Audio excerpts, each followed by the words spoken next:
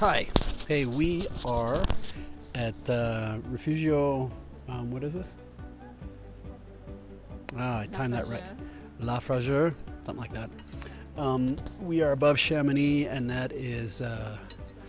We've been going up and up and up for about another hour since we talked last, and we now have our lunch: omelette de fromage and salade, and coffee in a bowl, which will be delicious.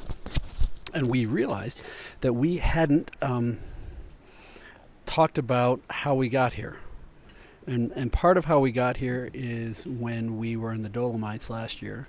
We talked with others that where we wanted to go, and this ended up being a dream trip. And we're starting to think about other dream trips. But a lot of it comes down to the retreats that we do, and that we do for ourselves, that we're starting to do for others, that we've got another series coming out soon.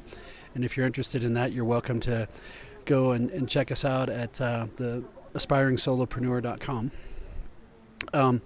But what we do, and what's really been helpful for us, and we've talked a lot about this on this trip just between the two of us, but we didn't hear, is that these are the retreats, and this is the type of stuff that we go through. And for us, we have multiple exercises, and one of them is the balance wheel. And the first piece here of the balance wheel,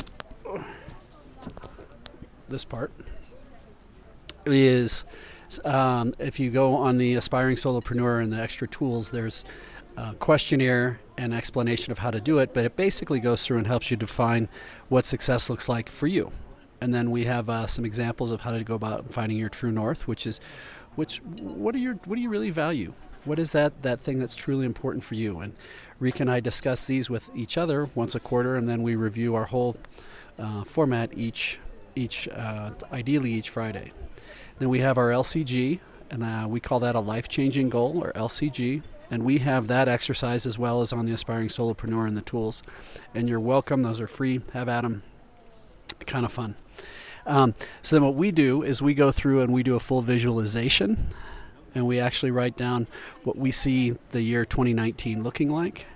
And then we have a whole bunch of metrics that we track for both physical fitness as well as for our financials. And then the rest of this we go through and we have goals. And in the center are our goals, then Rika's goals, and then my goals. And some examples are we wanted to become endurance, being smart, embrace and refine being smart endurance athletes via coaching, nutrition, education, training with 3+ events completed. Well, we are finalizing our last of 3 events. We'll probably actually do 4 or 5 this year, but we've done 3. And the Tour de Mont Blanc was one of those tours. So that's been exciting. So we have our goals. And then the next piece, we have our quarterly objectives, and that's over here. And those are just basically, these are the big things for Rika, for us, for me, that we need to do on our annual goals. Then what do we absolutely have to get done this quarter to get those done? It's old school strategic planning, but for your relationship.